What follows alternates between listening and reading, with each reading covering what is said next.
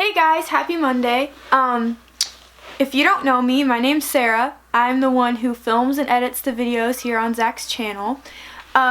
He couldn't do it this week, so I will be filling in for him. Also, I know this is going up late. I've had some technical difficulties with downloading the footage, so I'm having to refilm it and try again, so sorry. But it's gonna be out on a Monday. Don't know when though. But yeah, so this week we will be talking about idolatry because I feel like it's a really important issue that a lot of people, if they're not like educated on it, they will find themselves slipping into it without even realizing it, because I've been through that. I know other people have been through that. So yeah, I just want to talk about it, talk about why it's not good. Yeah. So I have a bunch of verses that we're going to be looking at. So the first one is Matthew 22:37, and that is, and he said to him, "You shall love the Lord your God with all your heart, with all your soul, and with all your mind. This is the great and first commandment. And a second is like it. You shall love your neighbor as yourself. On these two commandments depend all the law and the prophets." So basically what this is saying is you should love the Lord your God. Again, loving the Lord your God with all your heart, soul, and mind means you're not putting anything before him. You're not worshiping another thing, person, idea, anything like that more than you're worshiping him. So that's the first thing. It's saying don't have any idols, don't have anything before me, because if you don't know, those two commandments encompass the 10 commandments, and one of the 10 commandments, have no other gods before me, you know? So yeah, and so the second part of that is love others as yourself. So I don't know if this is just my interpretation of it, but when I read that, that makes me think of don't idolize yourself. Because if you idolize yourself, if you're putting yourself before others, you're kind of in a way worshiping yourself, and that's not good either. So if you've ever heard the thing where it's like God first, then others, then yourself, that's kind of a good way to remember, like, God is at the forefront, next thing down, you're going to help other people, and then you're last. So if you try to live by that, you'll probably do pretty well. And so my next point kind of has two verses with it, Isaiah 45:20 and Judges 10:14. And so Isaiah 45:20 is, "Assemble yourselves and come draw near together, you survivors of the nations. They have no knowledge who carry about wooden idols and keep on praying to a God that cannot save." And then Judges 10:14 is, "Go and cry out to the gods whom you have chosen. Let them save you in your time of distress." And so basically the first verse is talking about how if you are worshiping another god, which that doesn't mean literally worshiping like a different entity. It can be it's like metaphorical in a sense. Like it can be worshiping another entity. It could be like celebrity worship, which is a huge problem. It could be worshiping money, your job, anything like that. That's kind of what it's talking about. So if you're expecting anything or anyone but God to save you, that's a mistake, because that thing or that person or that idea doesn't have the power to save you. God is the only one who has that power. And I think what it's also talking about is, let me go back real quick. Yeah, so you might be able to get like short-term like satisfaction from this thing that you're putting before God, but long-term it can't save you. You're praying to a God that cannot save. You're putting energy into something that you're not going to get anything out of.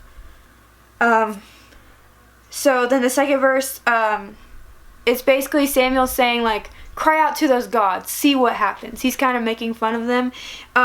He's saying like, it won't be there for you when you're in distress, but God will. So it's basically saying like, You can try and try and try. You can cry out to them. Nothing's going to happen. And then my next thing is Jonah 2:8. And it says, "Those who pay regard to vain idols forsake their hope of steadfast love." So what this verse is saying is, it's like these idols aren't only worthless, but they also separate you from God's love. So like I was talking about earlier, whatever you put energy into, that's what you're going to get energy out of, or that's what you're going to get the benefits of. But if you put energy into the void, basically, what you're going to get back is void results. You're not going to get anything of substance back. It's going to be basically pointless. But if you put energy into God and your relationship with Him, you'll reap the benefits, because you build a strong relationship with God, you pray, you read your Bible, you study, you really get into it, then you are going to see your life transform itself. So, yeah, basically that's what that's saying is, don't miss the opportunities God has for you because you're focused on things that don't matter. They're frivolous, they're finite, they're gonna mean nothing in the end. And so my last verse, it's really a passage, 3 verses, Psalm 135, 15 through 18. It says, "The idols of the nations are silver and gold, the work of human hands. They have mouths but do not speak. They have eyes but do not see. They have ears but they do not hear. Nor is there any breath in their mouths. Those who make them become like them. So do all who trust in them." So this is talking about, firstly, I'm going to break down each little part of this verse because there's a lot in it. So, when it's talking about the idols are silver and gold, I think that's kind of talking about, don't be fooled into worshiping something just because it looks nice. Like, oh, it's silver and gold, it's pretty, like this statue, like, it's kind of like, it's gilded. And if you don't know what gilded means, it means on the outside, it's like plated with gold, it's really pretty, and then if you open it up, it's just gross. Like, there's nothing.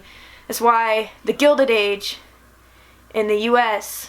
was called the Gilded Age, because on the outside the country looked like it was thriving, but if you really looked in it inside, everything was trash. Like, people were suffering, workers were not doing well. It was bad. So yeah, basically these idols are gilded. They look nice on the outside, but on the inside, they're pointless, they're trash, they're nothing. Another important thing in this verse, or this set of verses, is when it talks about they have eyes but they cannot see, they have ears they cannot hear, they have mouths but they cannot speak. They cannot see your struggle. Like, when you're going through life and you're like at rock bottom, they can't see you because they're not alive. They don't have that power. They can't hear you when you cry out to them. They cannot speak life. They cannot speak wise words like God can. Like, this is Him speaking. This is Him speaking. It's the living word, you know? It says He has these idols have no breath. They're not alive. They can't do anything for you. This is just hammering the point home again, that they can't do anything for you, but God can, because God is living. God is alive. The Holy Spirit is within you. Like, it's really breaking it down not step by step. It's breaking it down just to show you how not I don't even know how to say it. Like, they have no power, basically. They've got nothing on God because they're not living, they're not alive.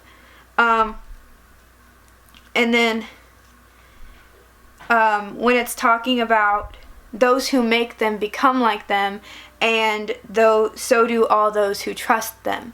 So if you are making an idol, or you're trusting in an idol, that means probably that you are going to look at that as your example. You're going to look at that in life, and you're going to become more like that.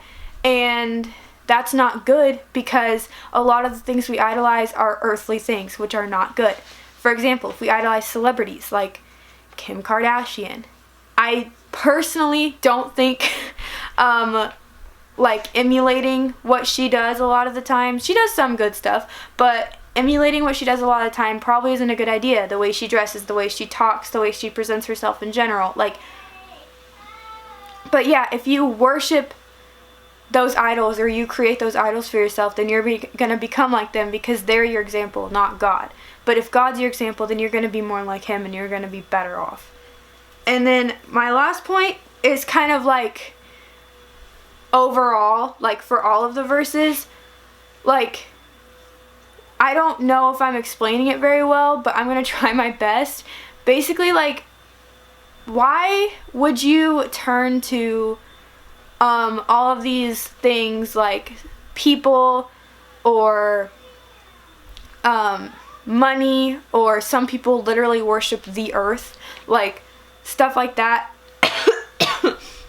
Why would you turn to and worship those things when you have God, and God's the one that created all of those things? If he created them, he has power over them, because he can create and destroy them if he wants to, meaning those things don't have the power, he does. It's like if you go to a restaurant and you have a plate of food and it's really good and you're like, oh my goodness, enchiladas, you are so good, thank you so much for being so good. This is me. You can't see my hand. I was looking at, this is the plate of food. I was looking at enchiladas, you're so good. Why are you so good? Thank you for being amazing. But then the chef's standing right there beside you. Like, compliment the chef, don't compliment the food. So it's the same thing as like, don't worship the creation, worship the creator. Don't worship the earth or money or people, because God created those things. God created people, and people created the idols. Like when it said, they're the work of human hands. Like, excuse me. If God created them, then he has the power over them. I don't know if I'm explaining this very well. I'm sorry, but I think you get what I'm saying. Hopefully. Those are my points about idolatry. I know it's kind of messy and rushed, and I'm sorry.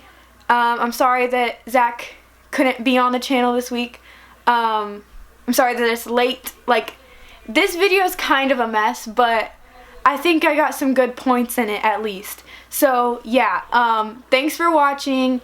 Share the video on any social media you want. Like, subscribe, do all the good stuff. Okay, yeah. Thanks for watching. Happy Thanksgiving, by the way. Okay.